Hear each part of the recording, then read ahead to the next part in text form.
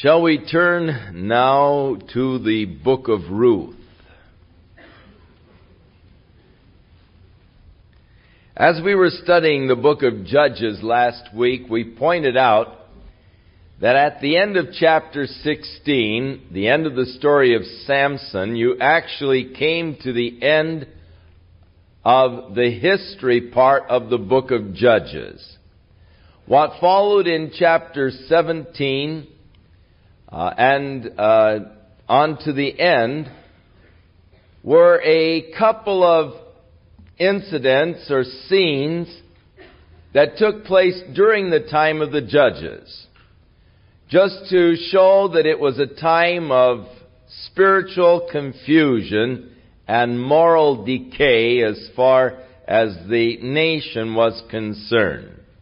When the Danites moved their area of inheritance, a portion of them went on up to the northern part of the land, how that they captured this young priest and how he had these teraphims and so forth, these little images that had been made, and it was just a time of spiritual confusion. And then it was a time of moral decay as we saw the conditions of the Benjamites and the sodomy that was beginning to be practiced by the men of Gibeah and its consequences. Now, that gives you one side of what was happening. There is another story that took place, and the book of Ruth opens, "Now it came to pass in the days when the judges ruled." And so the story of Ruth, again, is sort of an appendix to the book of Judges, in that this story fits back into the period when the judges were ruling over Israel. Now, it was a time of spiritual confusion. It was a time of apostasy, a time of moral declension, but yet in the midst of it all, God was working out His plan in those hearts and lives that were open to Him. And this is always true. Though you may look at an overall condition of a nation or a people and say, boy, they're really in a mess, yet God is always working out His plan in the hearts and in the lives of those that are open unto Him.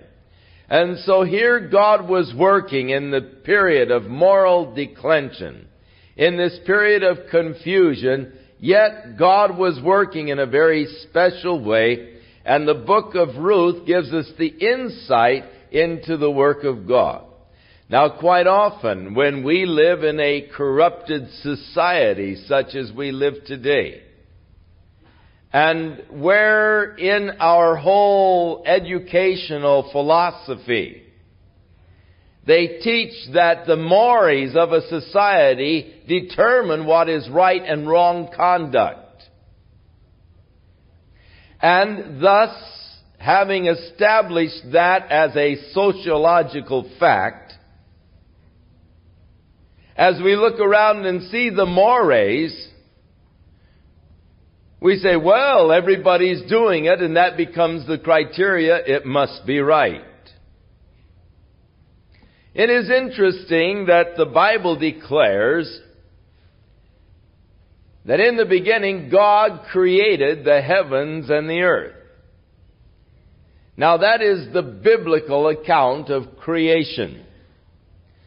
You have in the educational circles today the humanistic philosophy that is actually prevailing within our educational system. And the humanistic philosophy, rather than saying that God created man, declares that man created God for his own convenience because he needed something to believe in. He needed to have some kind of a guide for moral conduct and all, and so man created God. And that actually man's moral conduct is determined by the mores of his society. The Bible declares, in the beginning God created man. And the moral conduct were standards that were established by God, which are absolutes. Humanism, man created God for his own convenience, and man establishes his own standards, his own mores, and thus they are relative to the situations. Now, living, and all of you have in some degree been affected by the humanistic philosophy that prevails in every level of our society today.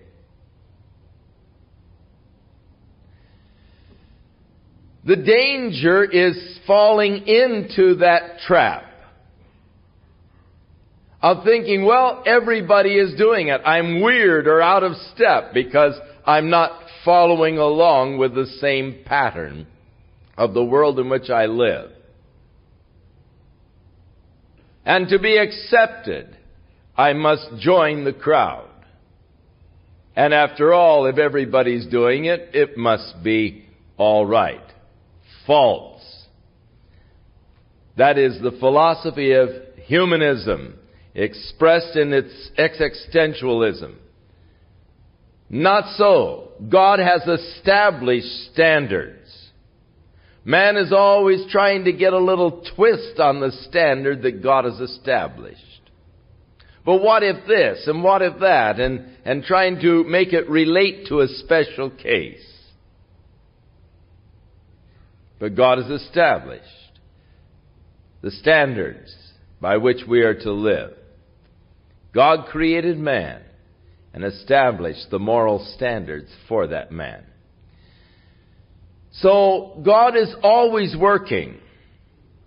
And in this confused, corrupted society in which we live, God still desires to work in the hearts and the lives of those that are open to the work of God.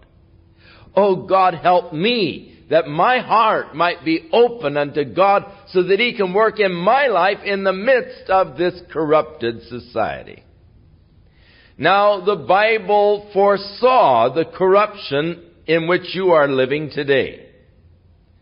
The Bible very aptly expressed sort of the scientific attitudes of uniformitarianism that have prevailed, that have set the stage for the evolutionary thesis, which has, of course, set the stage for the whole humanism, because God is no longer needed, man evolved from the protozoa, and the whole thing is tied together. And Peter said, in the last days there will be scoffers that will come saying, where is the promise of the Father? That is, of the coming again of Jesus Christ. Where is the Lord? He hasn't come. Since our fathers have fallen asleep, all things continue as they were from the beginning. I defy you to find me a better definition of uniformitarianism. All things have continued as they were from the beginning. That is exactly what the dogma or the theory of uniformitarianism declares. All of the phenomena that has ever existed in the creation and the evolving of man into his present state can be observed in the world today. There have been no catastrophes and so forth. No dramatic changes. And it is interesting that Peter foresaw this scientific theory before it was ever propounded, and he actually gave the greatest flaw within it. For this they were willingly ignorant, that God destroyed the world that was with a flood. They closed their eyes to that. The fact of the universal flood, which is by far a better explanation of the geological column and of the geology itself than is this theory of evolution. The geological column does not prove at all the theory of evolution. In fact, it raises great questions in regards to the theory of evolution, because within the geological column there is a total absence of any transitional forms. And if the transitional forms took place over millions of years of evolving, surely we would have fossils that would show the transitional forms. So absent is the fossil record of transitional forms that it has led one of the professors at Stanford to come up with the magic bird kind of a theory, whereas a snake one time laid an egg and a bird flew out. It's the hopeful monster theory. And he had to come up with that because of the absence of transitional forms in the geological column. Rather than there being gradual changes, they're now saying suddenly in the Cambrian state there appeared multitudes of many-faceted animals in highly developed forms. Remarkable. Hocus pocus dominocus. So it's a thing that we are in this society of which the Bible said perilous times would come. Men would be lovers of pleasure more than lovers of God. They would be fierce, they'd be incontinent, which speaks of this sexual freedom that people are advocating today, and goes on to describe our modern day society. Jesus, in referring to these things, said, because the iniquity of the earth is going to abound, the love of many is going to wax cold.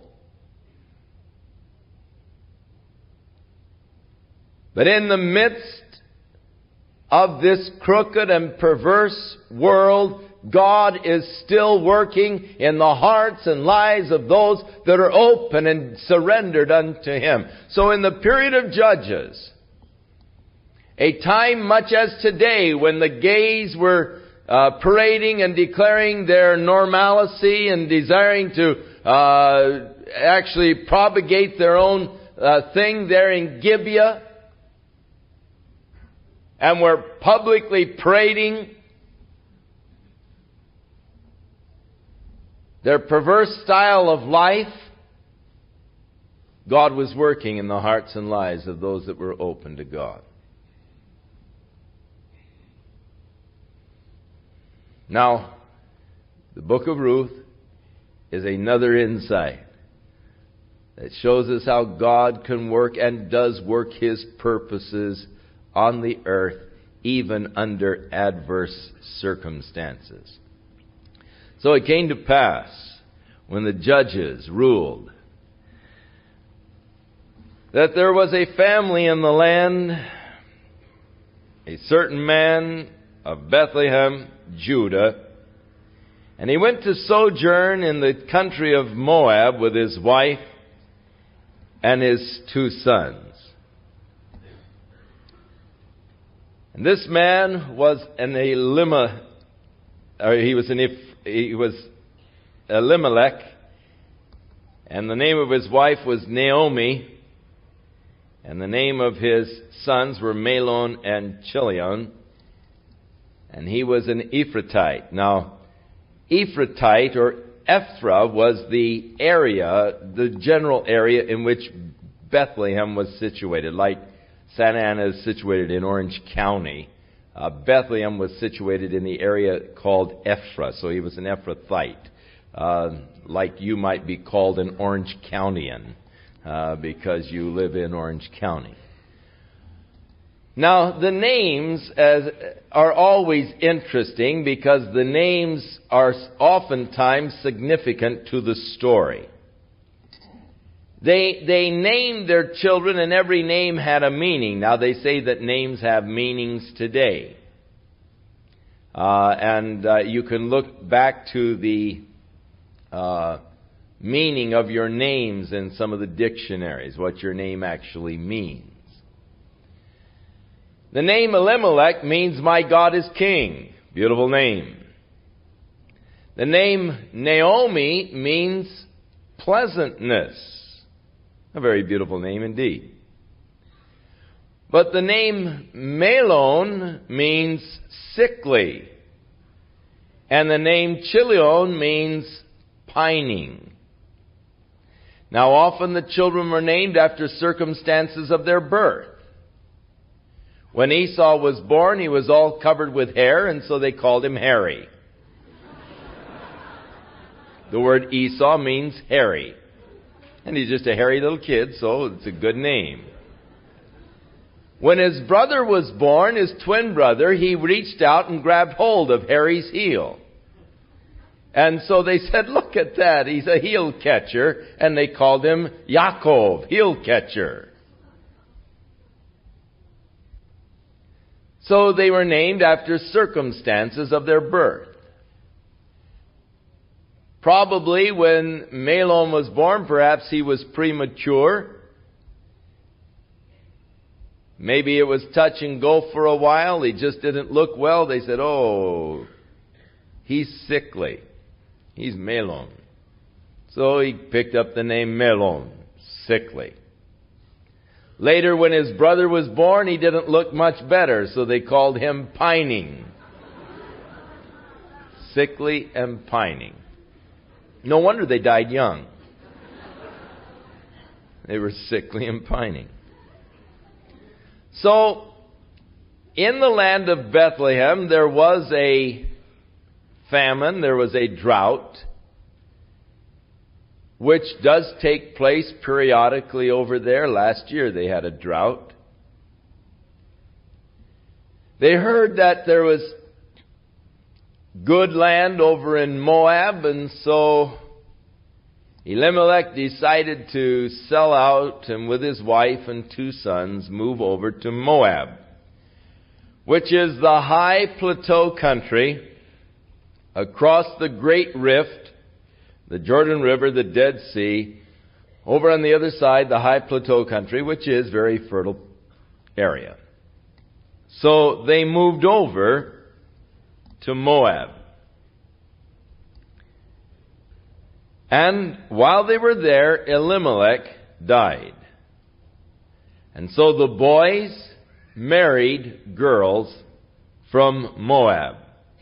The one married a girl by the name of Orpah, the other married a girl by the name of Ruth. And it came to pass in time that both of the boys also died without having any children. And so Naomi said to the 2 daughters-in-law, go back and return to your families, to your mother's house.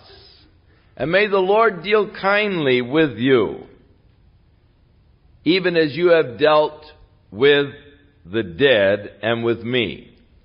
So during this period of family tragedy, these 2 girls actually showed a real depth of character. They were very kind to Naomi and the comforting of Naomi. They took their tragedy very well. And so Naomi is wishing them that they also might receive the same degree of kindness that they have displayed unto her. And the Lord grant that you find rest, each of you, in the house of her husband. So may you both find some good boys and get married. May you have a happy married life. May you find someone else, and may you live at rest in the house of your husband. So she's just encouraging the girls, hey girls, you're better off here. You're better off with your families. And you're better off just getting married here with someone else. And so the 2 girls went with her for a while on the way back. And so they wept and all, and then Naomi said to them again, look, girls, I am really too old to have any more sons. And even if I had a hope of having sons, let's say that I was married now and became pregnant tomorrow. Would you want to wait until my sons grew up old enough to get married? You don't want to wait for, and anyhow, it's not going to happen.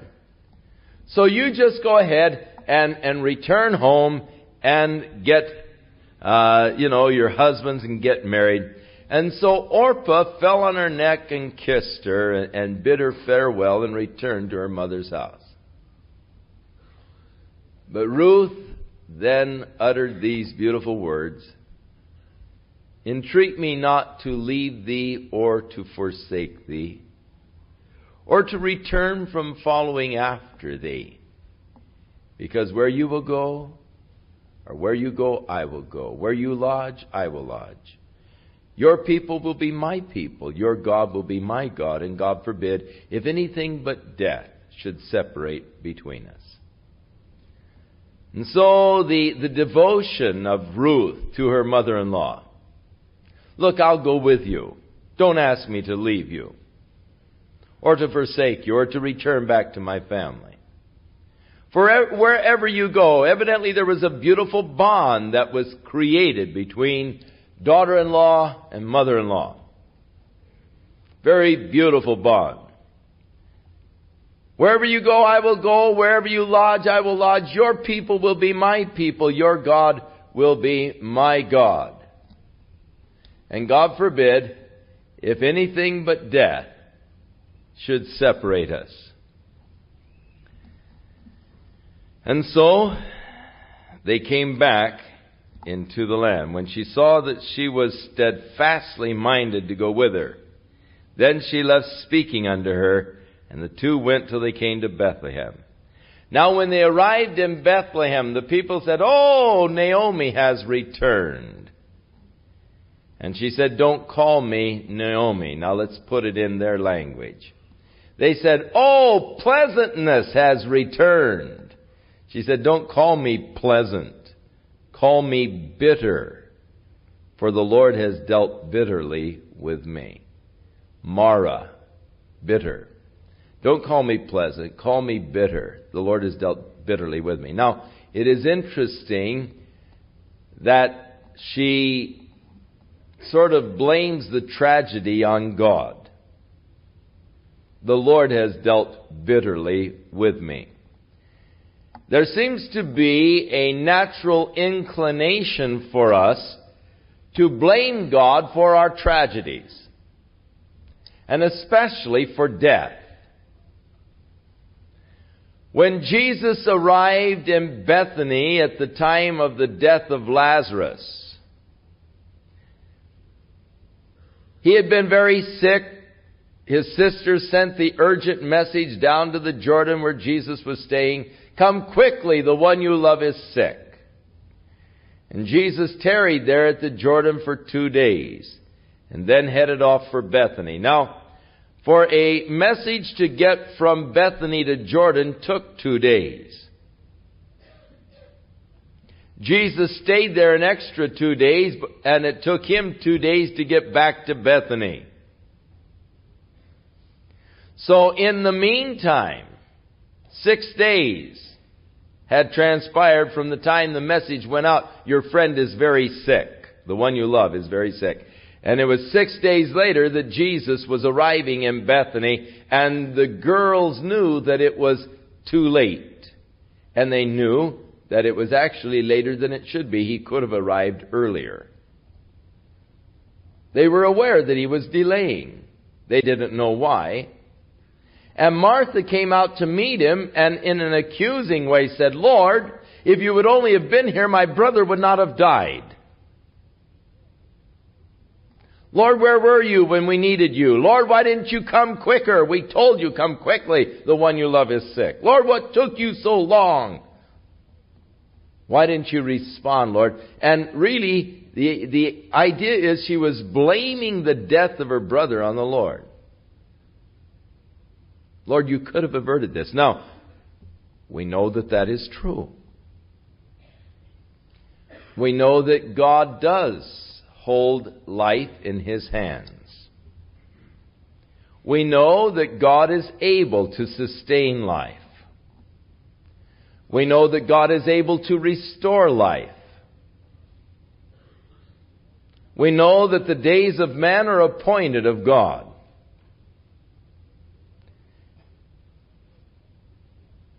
And thus, there is this inclination to blame God for death, and in a sense that is right. But,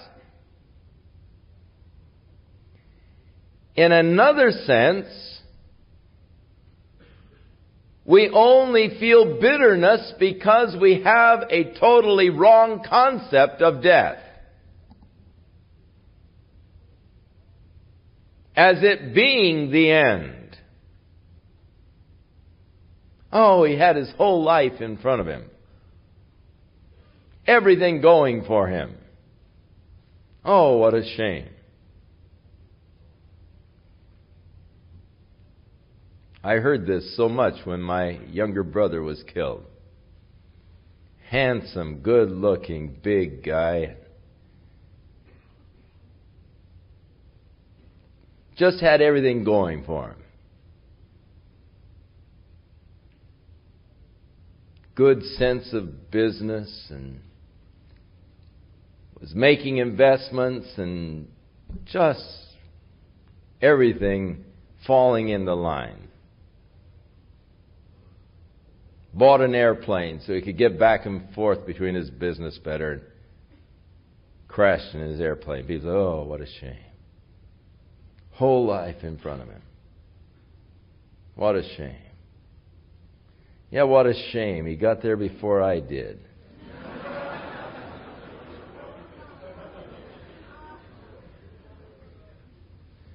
By the time I arrive, he's going to know every nook and cranny. It's going to take me a while to catch up.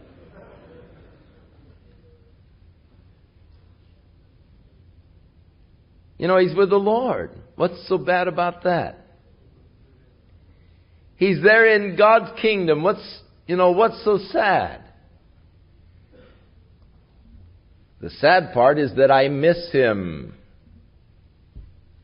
The sad part that I miss all the fun we used to have together. He was an exciting person. And he used to always be doing, crazy things and exciting things. And I miss that. I sorrow because what I have lost. But I don't sorrow for him.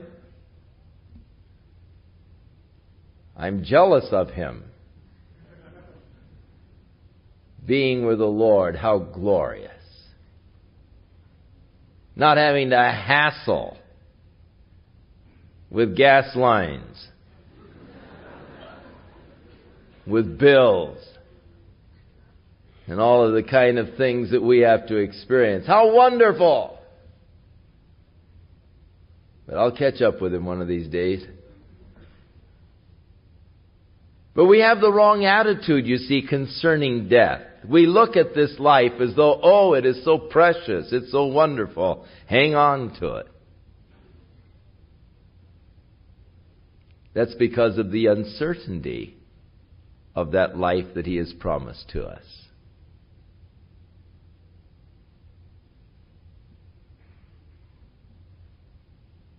Our lapses of faith. Don't call me pleasant, call me bitter. That's sad.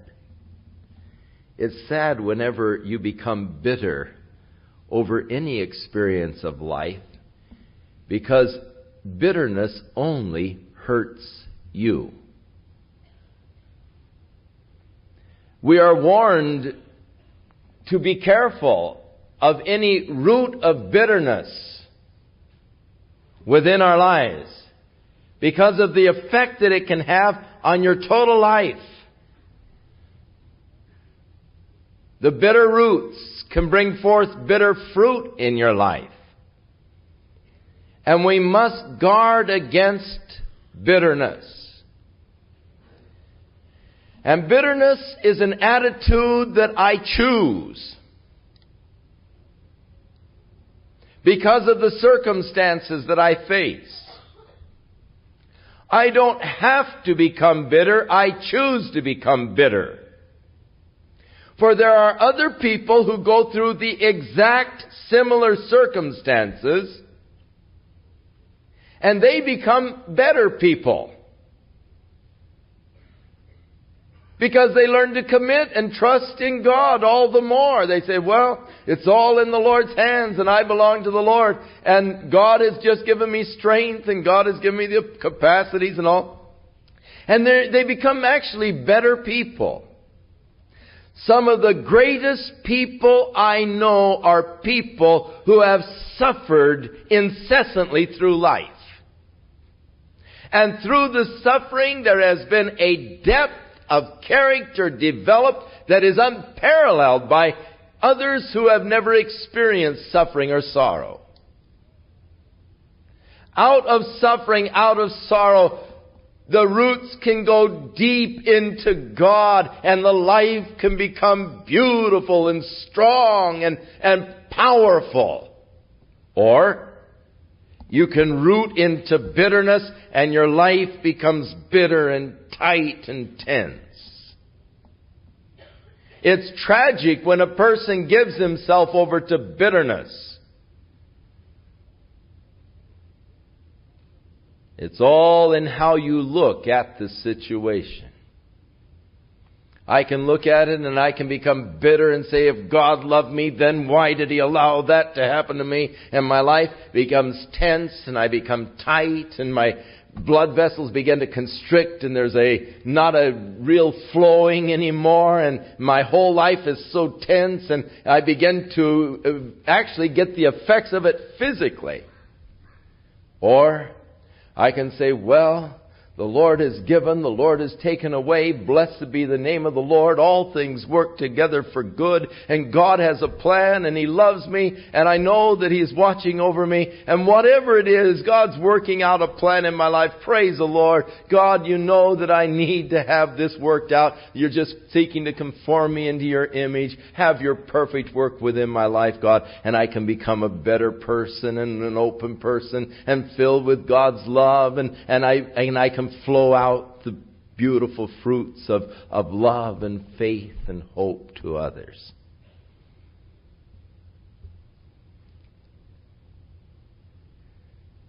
Naomi, for the moment, was responding in the wrong way. Don't call me pleasant, call me bitter.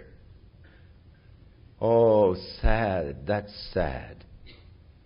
When you've allowed the circumstances of your life to jaundice your feelings and you turn bitter against God and bitter against the circumstances of life.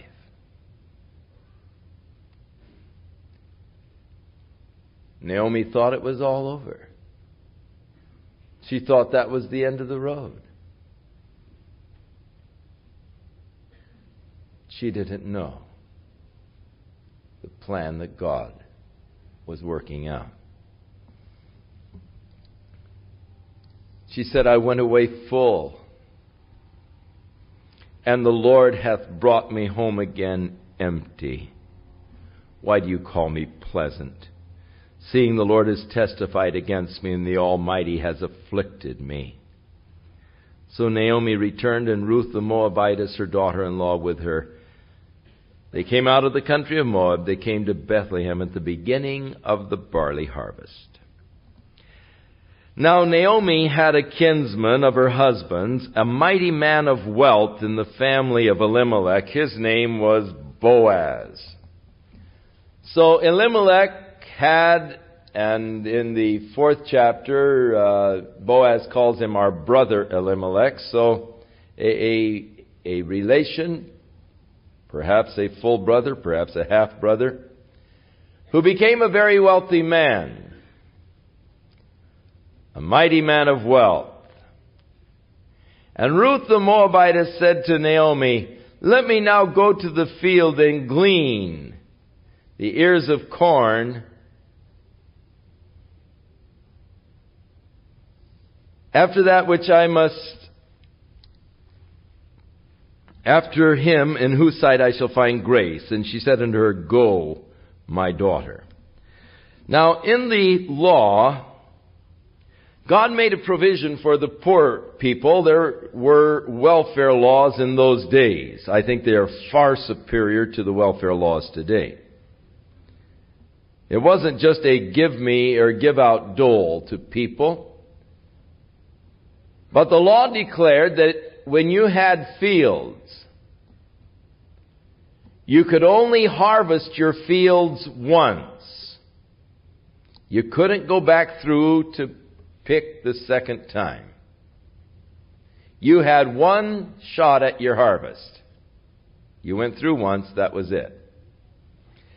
Nor did you pick up anything off the ground. So that the poor of the land could come into your fields after your harvesters had gone through, and whatever wasn't ripe when they had gone through, whatever was there, was free for the poor people. And thus they could always go into the fields and they could come in after your harvesters. They could pick up any vegetables or any of the fruits or whatever that remained after your first once harvest through the thing. Then the rest was left for the poor. And thus were the poor of the land taken care of. It was a very excellent welfare law. The poor of the land were taken care of adequately by this law. If you wanted to eat, there was always food. You could always go out into the field and gather it after the harvesters.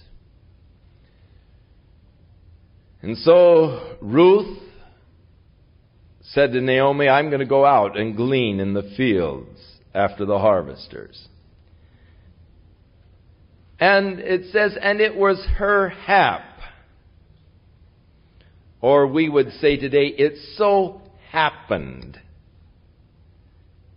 that she was in the part of the field that belonged unto Boaz, who was of the family of Elimelech.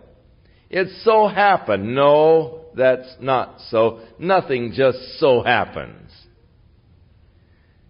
When we relate a thing, we say, well, it was the strangest coincidence.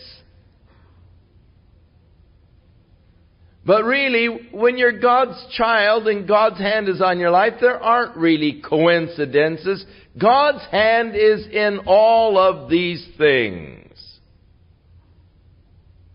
Now, when God guides our lives, somehow we've got a mental concept that in order for God to guide me, there's got to be some kind of a mystical, spooky kind of a aura, where you almost go into a semi-trance and a fog begins to sort of come around you, and you hear a voice in the echo chamber, and it says, go left,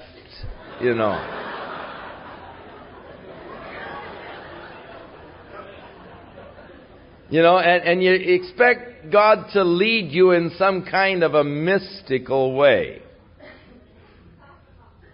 When in reality, God leads you in such natural ways, you say, well, it just happened that I was there at that moment,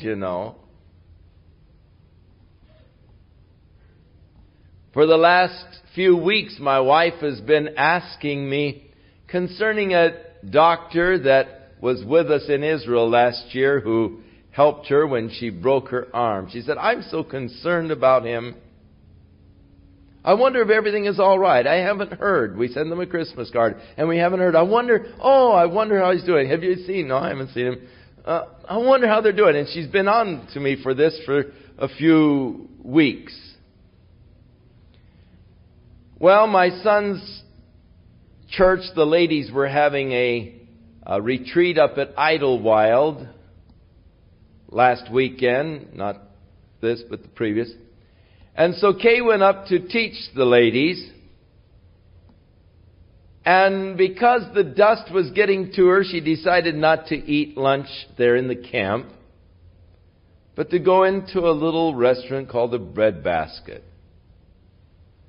So as she was in there eating lunch, who should come in but the doctor's wife, who was passing by and decided, oh, I want to get one of the specialties of the bakery shop there. And so she just, on impulse, ran in to get something out of the bakery. It just so happened. You see, no. Those things don't happen. God is leading, God is guiding, and God puts these things together, but it happens so naturally that you don't recognize it's God doing it. God leads us in very natural ways. It comes as a thought. It comes as an impulse. It comes as an idea, or it comes as an inspiration. Oh, I'm hungry for a tamale. Gotta have a tamale, you know. Well, where shall we go? And well, let's go there. And God is actually putting together circumstances. You get there and there's the plan of God unfolding. He's been guiding and it so happened. But no, it doesn't so happen. God's hand is there leading and guiding. For the steps of a righteous man are ordered of the Lord, and He delights in His way. And if you will in all your ways just acknowledge Him, He will direct your path. Now looking at it from our side, we say, and it so happened that she came into the field of Boaz. But in reality, God was holding her by the hand and directing her to that field. As she was going out, wondering, where in the world am I going to glean? Oh my, this is all new. I don't, know any place around here. Oh, there's some gals out there. I'll follow them. And God was just leading all the way along. It's neat the way the Lord does lead our lives. It's glorious the way God directs our paths as we just yield ourselves to Him. Before I get out of bed in the morning, I say, Lord, today is yours. My life is yours. Now you just lead me, Lord, in whatever you have for me. Direct my life today, Lord. I don't have any hard, fast plans that can't be broken, Lord. You just bring into my path whatever you want. I want to be open to you today. And it's always exciting because you never know just what God has in mind for you each day, as He puts the circumstances together. And we look at it and say, man, that was the most amazing coincidence I've ever seen. Not really. God was bringing the ends together all the way along. And behold, Boaz came from Bethlehem, and he said to the reapers, the Lord be with you. And they answered him, the Lord bless thee. Now, Boaz does show many characteristics of a fine, outstanding, godly man. Remember, it's a time of spiritual declension and apostasy, the period of the judges. But here's a man who is walking with God, who comes out and greets his servants by saying, the Lord be with you. And evidently there's a good management relationship here with servants, and they say, and the Lord bless thee. We'll see other indications of this man's spiritual nature. Then said Boaz unto his servant that was over the reapers, where did this chick come from?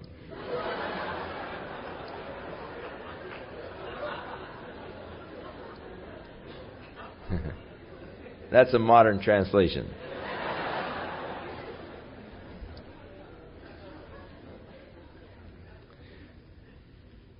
And the servant that was over the reapers answered and said, it is the Moabitish damsel that came back with Naomi out of the country of Moab. And she said, I beg you or pray you, let me glean and gather after the reapers among the sheaves. And she came and hath continued even from morning till now. She only tarried just for a little time in the house. Then said Boaz unto Ruth, Listen, my daughter, don't glean in any other fields, neither go from here, but abide here fast by my maidens, and let your eyes be on the field that they reap, and follow after them. For I have charged the young men that they shall not touch thee. And when you're thirsty, you can go to the vessels and drink of the water that the young men have drawn. And she fell on her face and bowed herself to the ground and said unto him, Why have I found grace in thine eyes, that you should take knowledge of me, seeing I am a stranger? And Boaz answered and said unto her, It has been fully shown to me all that you have done unto your mother-in-law since the death of your husband, and how you have left your father and mother in the land of your nativity, and are come unto a people which you did not know before this. The Lord recompense thy work, and a full reward be given to thee of the Lord God of Israel, under whose wings thou art come to trust. So, here's a beautiful scene. They are meeting. He speaks to Ruth and he said, just stay in the fields of my maidens. Follow with them. Don't go to any other fields. And when you get thirsty, you can drink from the containers that the young men have drawn. And she's amazed by the kindness. She knows she's a stranger here. She said, how come you're treating me so kindly? I'm a stranger. And he said, I've heard all about you. I've heard about your kindness to Naomi. And I've heard about your decision, really, to come into a new land and under the shelter of Jehovah. And so his beautiful words, may Jehovah recompense thy work. May the Lord just reward your decisions. And a full reward be given to you from Jehovah, the God of Israel, under whose wings you have come to trust.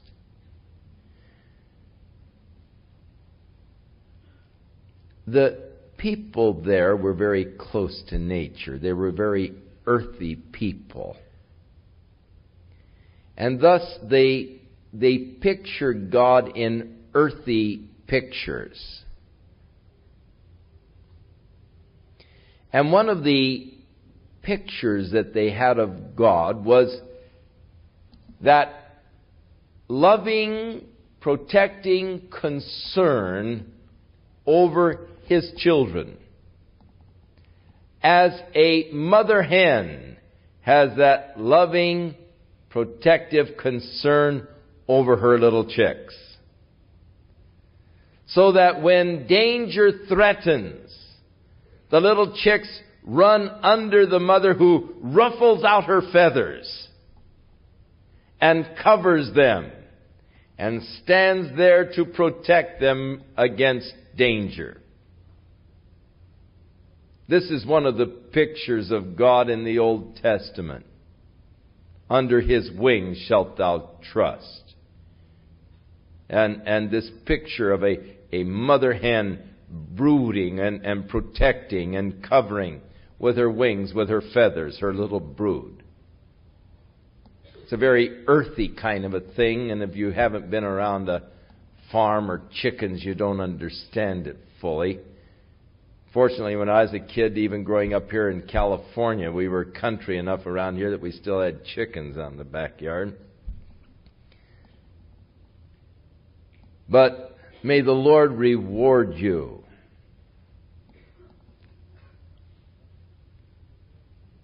Under whose wings, the God of Israel, under whose wings you have come to trust.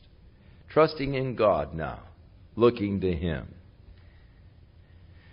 Then she said, Let me find favor in thy sight, my Lord, for you have comforted me, and you have spoken friendly unto your handmaid, though I am not like one of your own handmaidens. And Boaz said to her, At mealtime you can come here. and eat of the bread, and dip your morsel in the vinegar. And she sat beside the reapers, and he reached her parched corn, and she did eat, and was sufficed, and left. And so Boaz is showing a definite interest in her, reaching over and getting some parched corn for her, inviting her to eat, and showing the protection.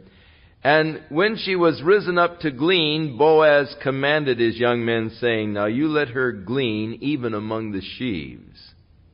Don't reproach her. Now, if she happens to wander over into the area where you haven't been yet, don't yell at her. Let her go. And then every once in a while, just let a handful drop on purpose for her. So Ruth gleaned that day, and she came up with about a bushel of barley. So that when she got back to Naomi, Naomi said, where in the world were you gleaning today? The Lord be gracious unto that man. Wow. And Ruth said, well, I happened to be in the field of a man whose name was Boaz. And Naomi said unto her, blessed is he of the Lord, who has not left off his kindness to the living and to the dead. And Naomi said to her, the man is near of kin to us. He is one of our next Goels, kinsman redeemers. This man is a family member. He is a Goel. He's a kinsman redeemer to us.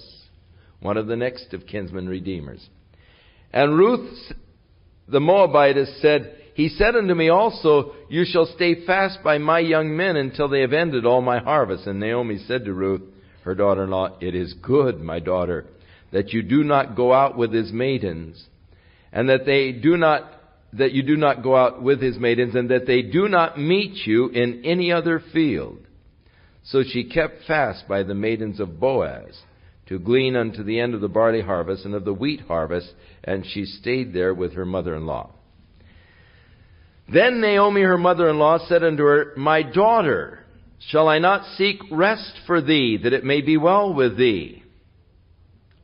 And now is not Boaz of our family, with whose maidens you have been working? Behold, he winnows the barley tonight in the threshing floor. So wash yourself, put on your perfume and your beautiful gown, and get down to the threshing floor, but don't let them see you until they have finished eating and drinking. And it shall be, when he lies down to sleep, that you mark carefully where he's lying, and then go in and uncover his feet and lay down there, and he will tell you what you're to do. And she said unto her, all that you say to me I will do. So she went down to the floor, and she did according to all that her mother-in-law had instructed her. And when Boaz had eaten and drunk, his heart was merry, and he went to lie down at the end of the heap of corn. And she came very quietly and uncovered his feet and laid down. Now about midnight he woke up and was afraid. As he was rolling over, he became aware of a fact that a woman was lying there at his feet. And he said, who are you? And she answered, I'm Ruth, your handmaid. Spread therefore thy blanket or covering over thine handmaid, for thou art a near kinsman. Now, under the law, because God sought to preserve families, if a man married a wife and died before they had any children, then it was his brother's obligation to take that woman as his wife, so that the first son that was born would be named after the dead brother, so that the family's name would continue in Israel. In the book of Genesis, about the 38th chapter or so, we find that Judah had a son who took a gal as his wife, and he died without having any children. Tamar was the name of the wife.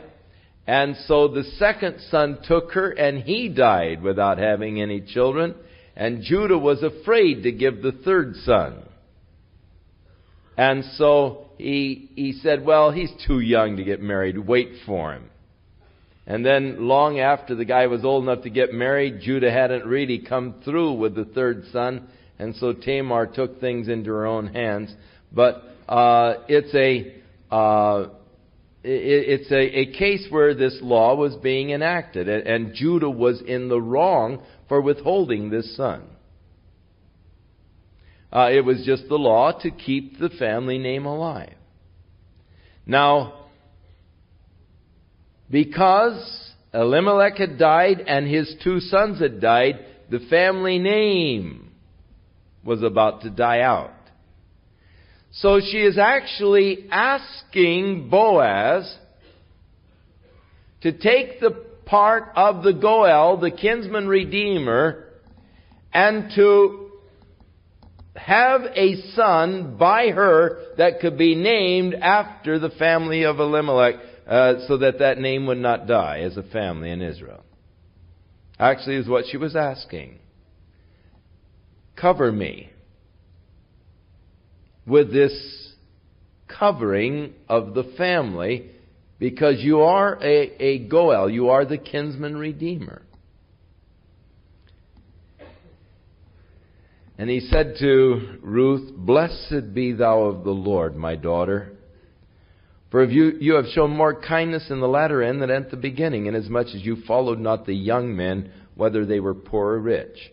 Now, Boaz was probably an older man. He was very flattered that this younger girl, rather than following after these young guys, would ask him to fulfill this kinsman relationship, this Goel kinsman redeemer relationship. Again, notice his "Blessed be thou of the Lord." He shows all the way through good, godly characteristics. And he said, "Now my daughter, fear not, for I will do unto you all that you require. For all the city and my people know that you are a virtuous woman." Ruth's reputation had gotten around. She is a virtuous girl. Her taking care of her mother-in-law, her whole attitude of really worshiping and serving God. The word had gotten around concerning Ruth. She's a virtuous girl. And he said, I will do all that the law requires and what you're requiring. Don't be afraid. I'm going to do it. But it is true that I am a near kinsman. I'm close family relative. However, there is a kinsman that is closer than I am. Now you tarry tonight, and in the morning, if he will not perform unto thee the part of a kinsman, fine. Or if he will perform unto you the part of the kinsman, fine. Let him perform unto thee. But if he will not do the part of a kinsman to thee, then will I do the part of a kinsman to thee. As the Lord liveth, lie down until morning. Now, not always would they fulfill this part. Sometimes they didn't like the gal. Your brother married sort of a... All right.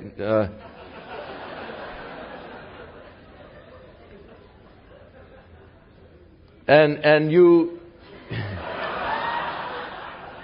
and he died and didn't have any children, and you say, hey, no way, I don't want her. And so you'd take off your shoe and hand it to her like, hey, you're a dirty shoe as far as I'm concerned. And you're giving up your right. I don't want to marry you. I don't want to have anything to do with you. And she then would spit in your face, and you would be called the man from whom the shoe was loosed in Israel. You were considered sort of a dirty dog kind of a guy because you didn't fulfill the family obligations. No family loyalty. So that was the little ritual, and that oftentimes happened. A fellow didn't want to carry through. Hey, I don't want to marry her. I don't want the obligations of her. Not interested. And so he'd take off his shoe and hand it to her. So he said to Ruth, don't worry. I will do it. But the hitch is there's another fellow who is actually closer of kin, and he has the right first to be the kinsman. And if he is, fine. But if he doesn't, then I will be the kinsman unto thee. I will raise up a child, and I will take you as my wife, and I will fulfill this obligation. So don't worry, one way or the other, it's going to be taken care of.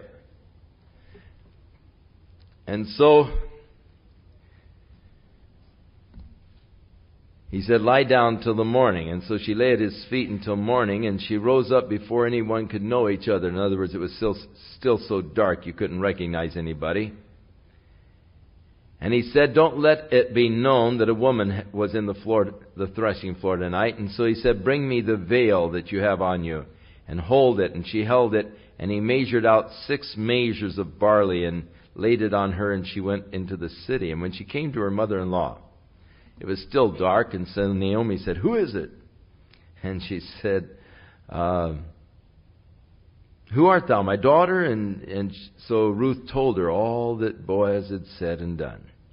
And she said, these 6 measures of barley he gave to me, for he said to me, don't go empty to your mother-in-law. Then Naomi said, she's a wise old gal, she's been around. She said, sit still, my daughter, until you know how the matter will fall, for this man is not going to rest until he's gotten everything taken care of.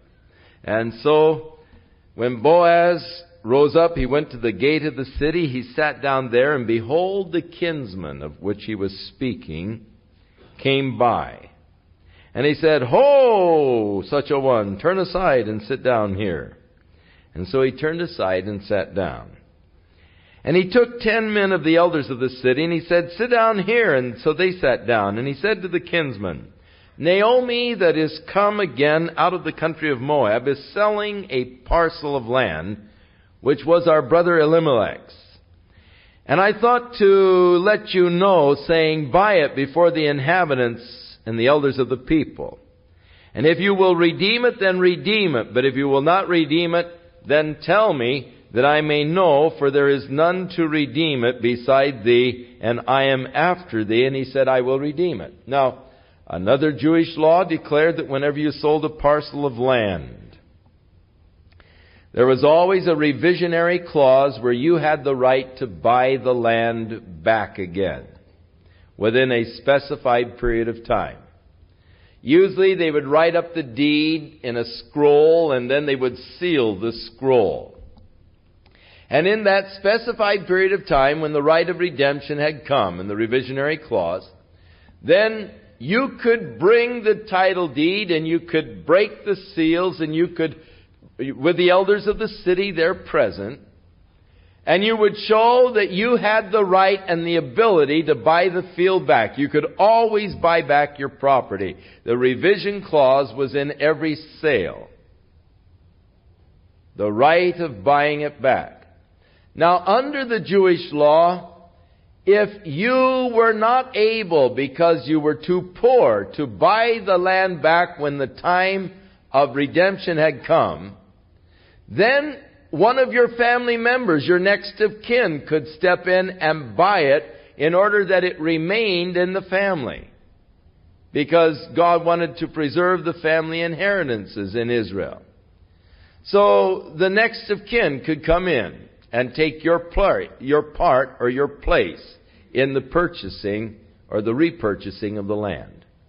So when Naomi and Elimelech had moved to Moab, they had sold their parcel, and according to the revisionary clause, the time was up, and now it was again coming on the block, the time to redeem it. So he said, Naomi is getting ready to sell this parcel. She can't redeem it. The right of redemption is yours, and if you're going to redeem it, then redeem it. If not, there's no one except me after you. And so what do you want to do? And the fellow says, well, I'll redeem it. And so Boaz said unto him, in the day that you buy the field from the hand of Naomi, you must also buy it from Ruth the Moabitess, the wife of the dead, to raise up the name of the dead upon his inheritance. In other words, you're going to have to take Ruth as a wife and have a son in order that the name of the inheritance might continue. And the fellow says, oh man, that would mess up my own inheritance. In other words, he's already married. And he already had children lined up for the inheritance. He said, man, my wife wouldn't go for that. We can't handle that one. He said to Boaz, why don't you redeem it? And so Boaz was very happy about that turn of events.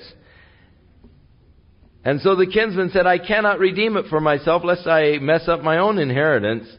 You redeem it. Take the right to thyself, for I cannot redeem it. Now there was a custom in the former times. Now this custom died out. However, it is interesting.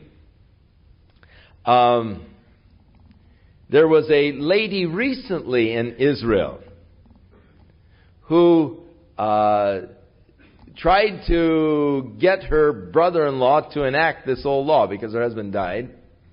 And so she tried to get him to marry her and all to fulfill the ancient law and all. And he refused to do it. And so she insisted that he take off, she sued him over the thing, and take off his shoes so she could spit in his face and all. And so they did go through this ceremony of recent vintage in Israel. But actually it was a custom that died out in time. But it is saying in the older days they did have this custom. So the book of Ruth was written at some later date.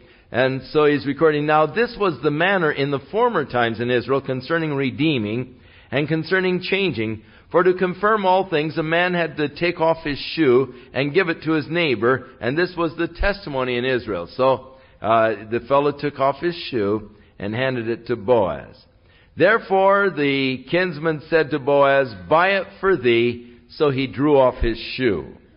And Boaz said to the elders and to the people, you are witnesses this day that I have bought all that was Elimelech's, and all that was Chilion's and Mahlon's of the hand of Naomi. Moreover, Ruth the Moabitess, the wife of Mahlon, have I purchased to be my wife, to raise up the name of the dead upon his inheritance, that the name of the dead is not cut off from among his brethren, and the gate of his place. You are witnesses this day. So I have purchased the whole thing, all that belonged to Naomi and to Elimelech and to Mahlon and Chilion, and I have purchased Ruth to be my wife. Now, here is an interesting case where because of his love for Ruth, he bought the field in order that he might obtain the bride. His primary interest was not the field at all. He was a very mighty man of wealth. He didn't need any more fields.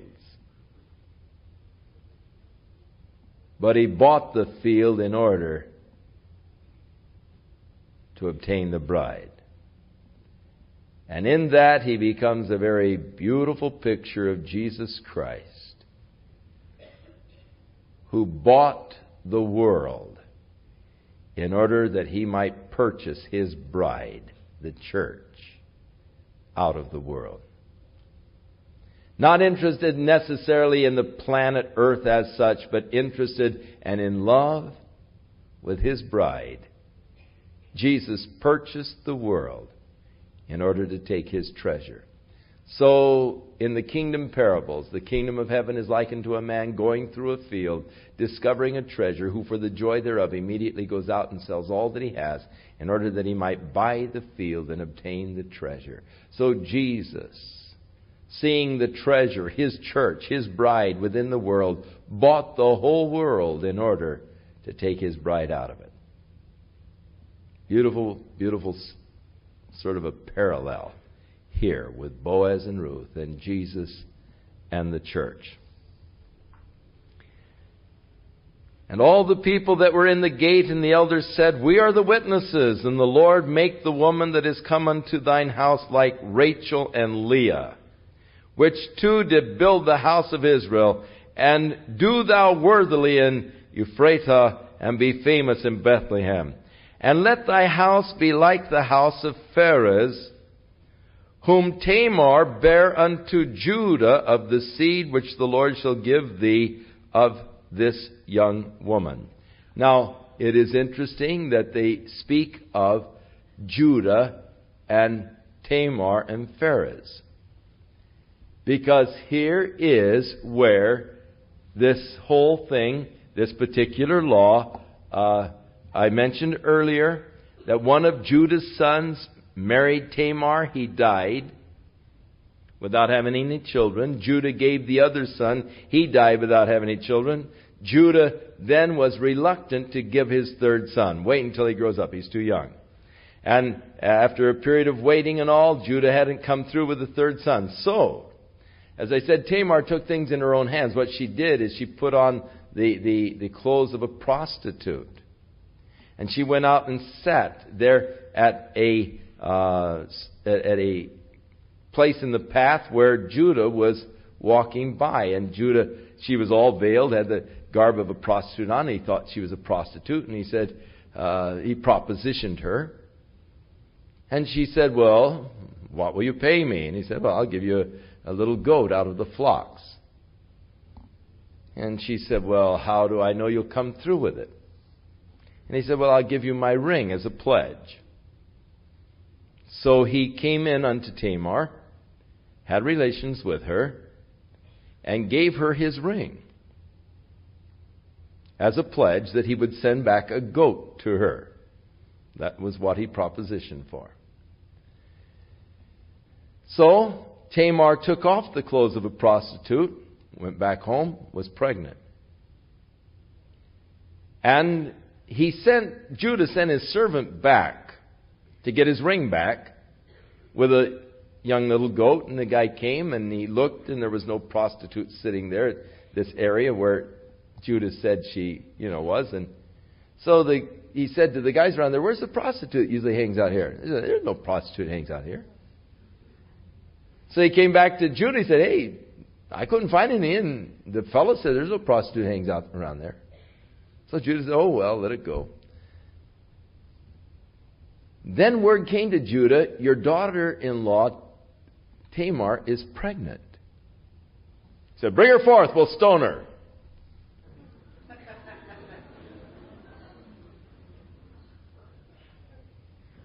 And so she came forth, and she held out the ring, and she said, By the man who owns this ring, am I pregnant?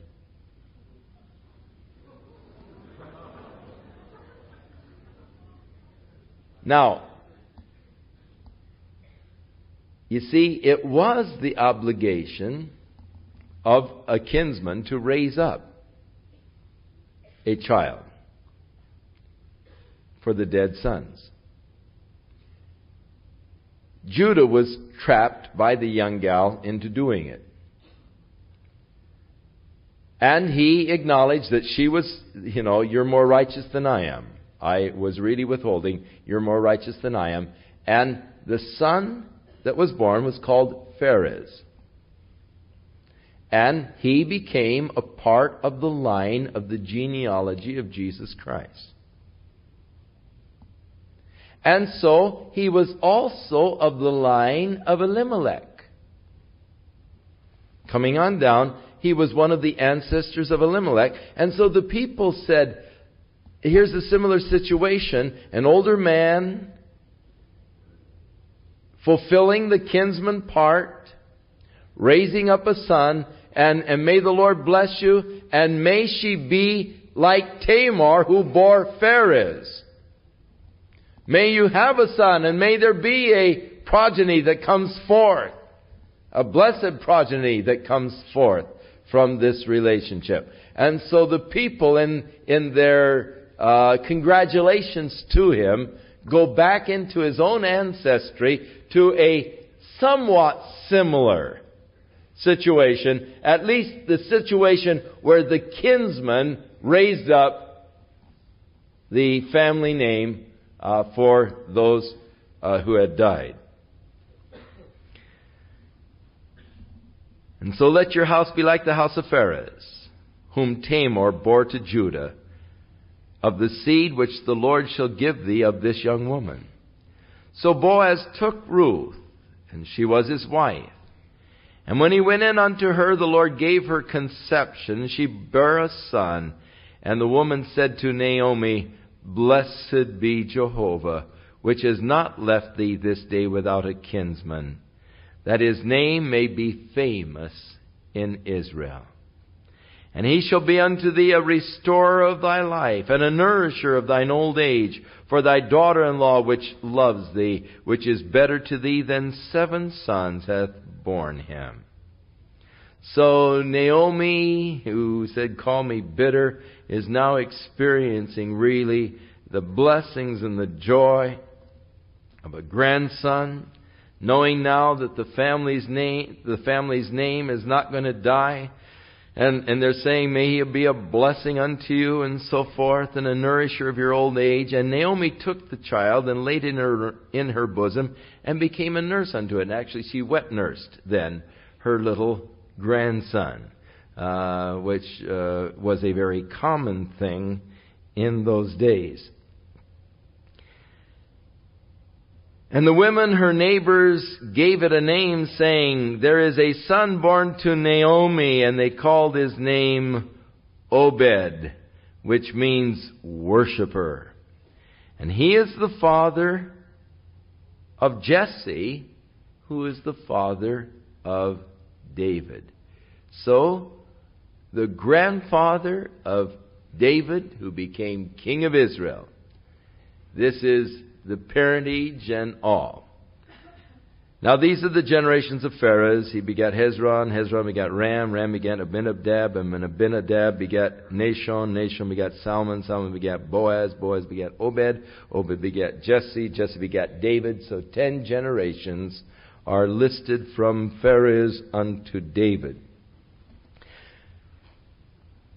So we have the background of the genealogy of David, which also becomes the background of the genealogy of Jesus Christ.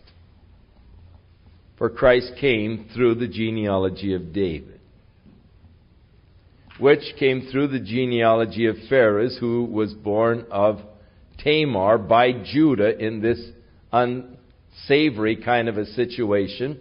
And here you have a Moabitess who were cursed by God as far as the children of Israel were concerned, who could not come into the house of God to the 10th generation, and here happens to be 10 generations listed to David.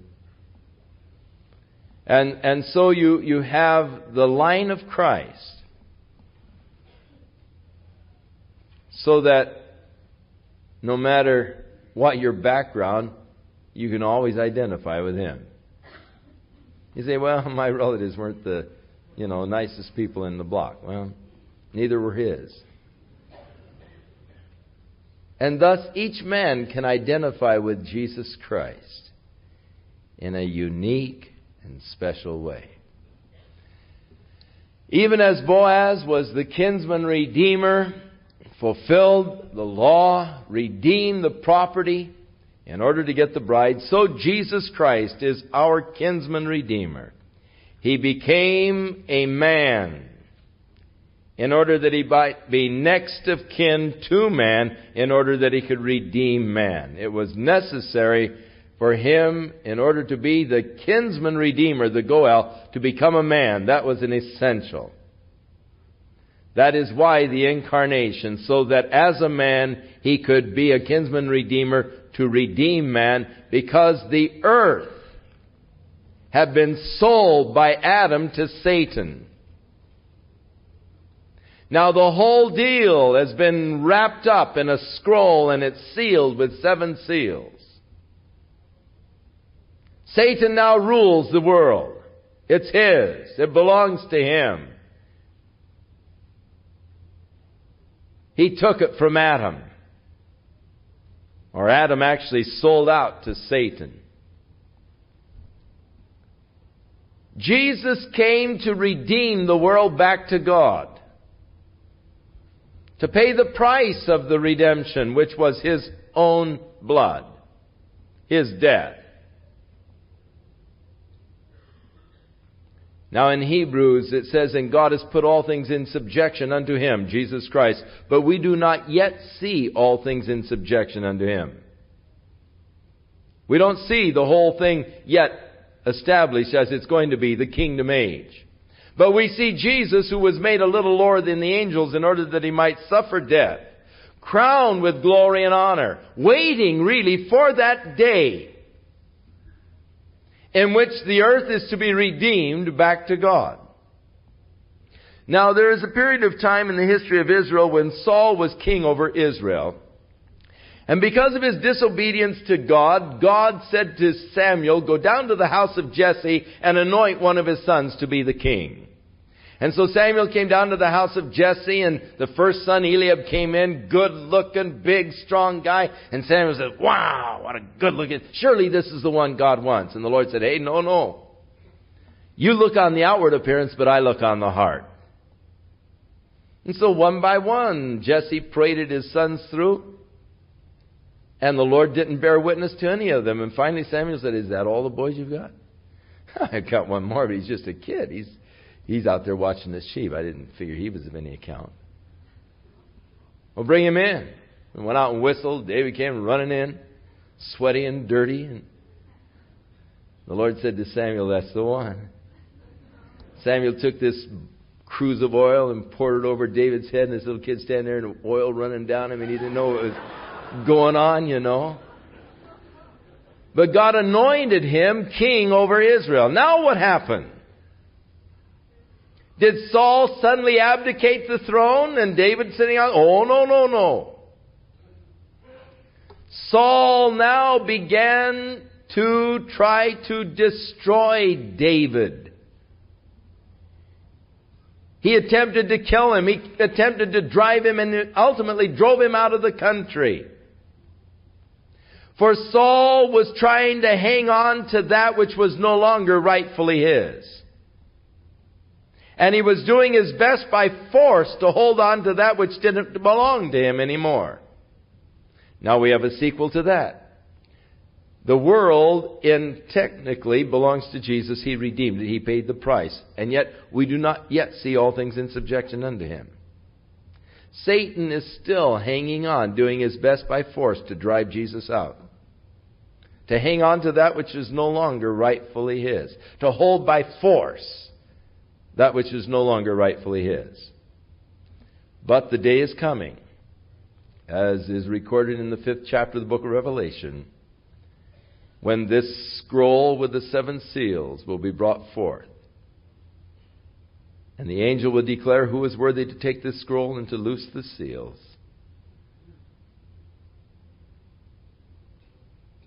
And Jesus will step forth as a lamb that had been slain. He'll take this scroll out of the right hand of God.